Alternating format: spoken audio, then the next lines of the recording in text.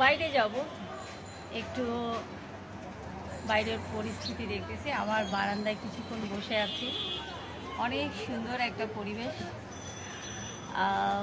কি করব দেখতেছি বসে বসে। এইটা খুব মিস করি আমি, পুরা সপ্তাহে অনেক বেশি মিস করি এই জায়গাটাকে। যখন এই সময় পাই বা ছুটি পাই, এই জায়গাটাতে বসে আমি একটু চা খাই, গাছ দেখি, গাছের পরিচর্যা করি, গাছ লাগাই, তারপর হচ্ছে মানুষ গোসল করে ওটা দেখি। মানে গ্রামের একটা যে পরিস্থিতি থাকে, তো এটা আমার খুবই ফিল করি। এটা আমি এই যে সবুজে ঘেরা থাকে, আমার পরিবেশটা কিন্তু খুবই সবুজে ঘেরা থাকে। এই জিনিসটা আমি খুব ফিল করি এবং খুব মিস করি। ছেলেকে নিয়ে বসে থাকি, পাশে বসে আছে, ছেলেকে নিয়ে বসে থাকি, অনেক কিছু বলি, অনেক কিছু মানে পরিবেশ পরিস্থিতি কিভাবে মানিয়ে নিতে হবে, কিভাবে কি করতে হবে, লাইফে কতটুকু প্রোগ্রেস করতে হবে, মানুষকে কিভাবে সম্মান শ্রদ্ধা করতে হবে, গিভ অ্যান্ড টেক জিনিসটা কি, ওই জিনিসটা বোঝানোর চেষ্টা করি ছেলেকে বসে বসে।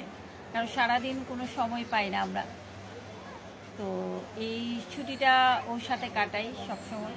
ওকে সময় দেওয়ার চেষ্টা করি, ওর সাথে গল্প করি, ওর সাথে যে কোনো আড্ডা দেই, এগুলো বোঝানোর চেষ্টা করি।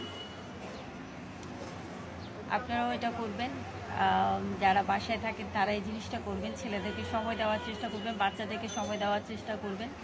আমিও দেওয়ার চেষ্টা করি, যেহেতু কর্মজীবী সেহেতু পাড়া হয়ে ওঠে না, তো যখনই সময় পাই চেষ্টা করি ওকে সময় দেওয়ার।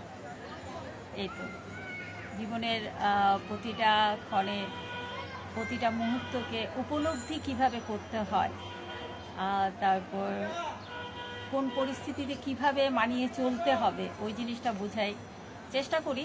জানি না কতটুকু সফল হয়েছে, এটা ভবিষ্যৎ বলে দিবে একদিন, আর কতটুকু সফল মা হতে পেরেছি বা হতে পারবো সেটা পরিস্থিতি একসময় বলবে হয়তো। বা এখনও তো ওরা ছোট, এখনও জানে না পরিস্থিতি কী জিনিস, কিভাবে নিজেকে ডেভেলপ করতে হয়, কিভাবে নিজেকে প্রোগ্রেস করতে হয়, এই জিনিসটা জানে না। এটা আস্তে আস্তে শিখে যাবে বাচ্চারা, আমরা যদি ওদেরকে শিখাই ইনশাআল্লাহ শিখে যাবে।